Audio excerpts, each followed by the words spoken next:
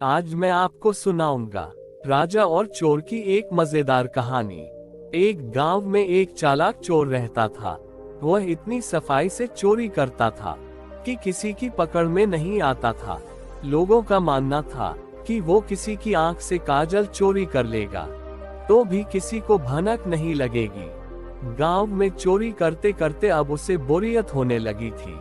वह दूसरे चोरों के बीच अपनी धाक जमाना चाहता था। उसने सोचा कि क्यों न राजधानी जाकर राजमहल में सेंध मारी जाए। इससे दूसरे चोरों के बीच उसका रुतबा बढ़ेगा। ये सोचकर वह राजधानी आ गया। अब समस्या ये थी कि राजमहल में चोरी कैसे की जाए। वहां सुरक्षा में पहरेदार 24 घंटे तैनात रहते थे। कई दिनों तक रेकी करने के बाद उसने ध्यान दिया कि महल के ऊपर जो घड़ी लगी है वह समय बताने के लिए हर घंटे बजती थी। चोर के दिमाग में एक विचार आया। चोर रात में कुछ लोहे की कीलें और हथौड़ी लेकर राजमहल पहुंचा और जैसे ही घंटी बजती वह दीवार पर एक कील ठोक देता। इससे घंटी की आवाज में हथौड़े की आवाज दब जाती और किसी को पता भी नहीं चलता था। इस तरह उसने 12 कीलें ठोक दी। उन कीलों के सहारे वह महल में दाखिल हो गया और हीरे जवाहरात चोरी करके रफू चक्कर हो गया। अगले दिन जब राजा को चोरी का पता चला तो उसे यह जानकर बड़ी हैरानी हुई कि इतनी सुरक्षा के बावजूद भी कैसे कोई राजमहल से चोरी करने में कामयाब हो सकता है। राजा ने नगर में सिपाहियों की संख्या बढ़ाने का आदेश दिया और कहा कि कोई भी व्यक्ति रात में घूमता नजर आए तो चोर समझकर गिरफ्तार कर लिया जाए। दरबार में ऐलान के वक्त चोर भी भेष बदलकर मौजूद था। उसने चालाकी से पता लगा लिया कि कौन कौन से सिपाही इस काम के लिए चुने गए हैं। उसने उन सिपाहियों के घर का पता लगाया और साधु का भेष धारण करके उनके घर पहुंच गया। वहां उसने पाया कि सभी सिपाहियों की पत्नियां चाहती थी कि उनका ही पति चोर को पकड़े। इस बात का फायदा उठाते हुए उसने सभी की पत्नियों को कहा कि पूरी रात तुम्हारे पति चोर की तलाश में बाहर रहेंगे। इस बीच चोर तुम्हारे पति का वेश धारण कर घर में घुसने की कोशिश करेगा।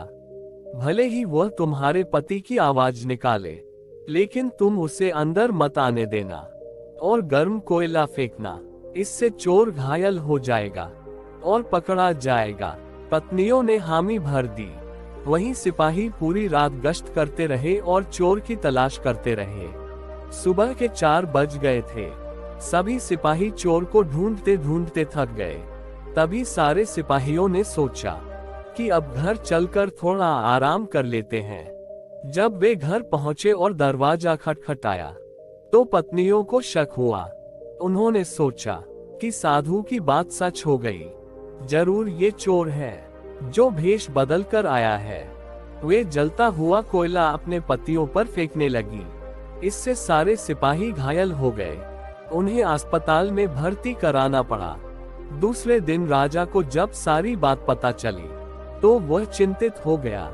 उसने फौरन कोतवाल को आदेश दिया कि जितनी जल्दी हो सके उस चोर को पकड़कर हाजिर किया जाए। कोतवाल ने शहर में पहरा देना शुरू कर दिया।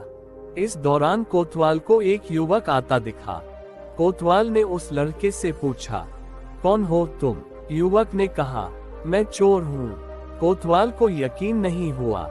भला इस तरह कोई खुद को चोर कैसे बता सकता है? उसे लगा युवक मजाक कर रहा है। कोतवाल ने आगे कहा, अगर तुम चोर हो तो चलो, तुम्हें जेल में बंद करने का आदेश मिला है। वह युवक चोर तैयार हो गया। कोतवाल उसे लेकर एक कमरे में गया, जिसे देखकर चोर बोला कि कोतवाल साहब, इस जेल को तो कोई भी खोल सकता है। कोतवाल बोला, इसे खोला नहीं जा सकता।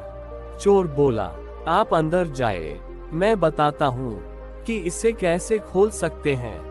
कोतवाल मान गया और जैसे ही अंदर गया चोर ने दरवाजा बंद करके लॉक कर दिया और हंसते हुए बोला, मैंने पहले ही बोला था, मैं चोर हूँ। आप माने नहीं।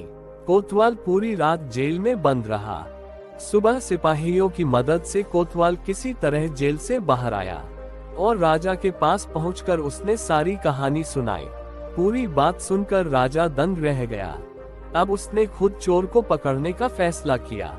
रात होने पर राजा ने गश्त देना शुरू कर दिया। इस दौरान चोर ने साधु का भेष बनाया और एक पेड़ के नीचे धूनी जमा कर बैठ गया। गश्त के दौरान राजा इधर उधर के चक्कर काट रहा था।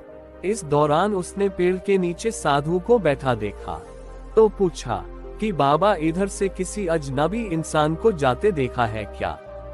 साधु के भेष में बैठा चोर बोला कि मैं ध्यान में था, इसलिए देख नहीं पाया। इस दौरान राजा को एक विचार आया। उसने तय किया कि वह साधु की पोशाक पहनकर पेड़ के नीचे बैठकर नजर रखेगा और साधु को अपने कपड़े पहना देगा ताकि वह नगर के चक्कर लगा सके।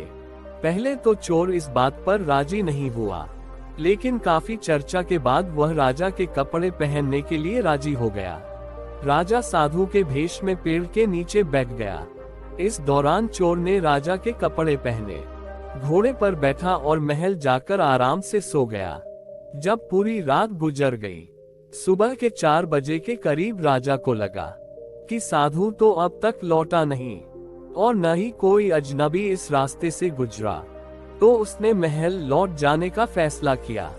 जब वह महल के फाटक के पास पहुंचा, तो पहरेदारों ने सोचा कि राजा तो काफी पहले महल आ चुके हैं, ये जरूर कोई बहरूपिया है।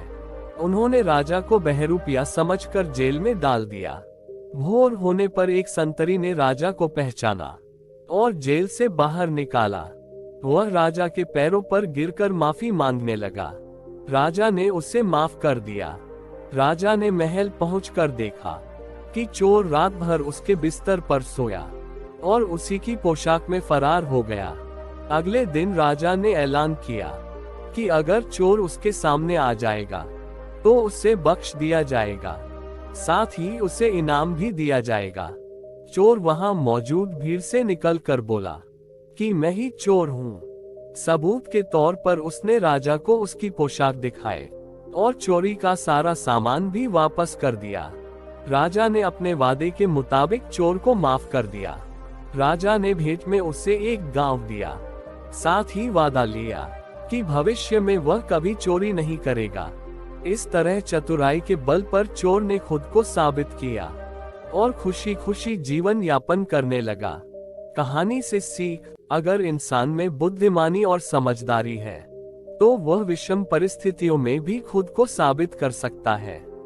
धन्यवाद। दोस्तों, आप लोग वीडियो तो देखते हो लेकिन चैनल को सब्सक्राइब नहीं करते हो, तो आप लोग ऐसा न करें। आप लोग ज्यादा से ज्यादा अपना सपोर्ट बनाएं और हमारे चैनल को सब्सक्राइब करें ताकि जल्द ही हमारे YouTube चैनल पे 10 के YouTube फैमिली कंप्लीट हो जाए।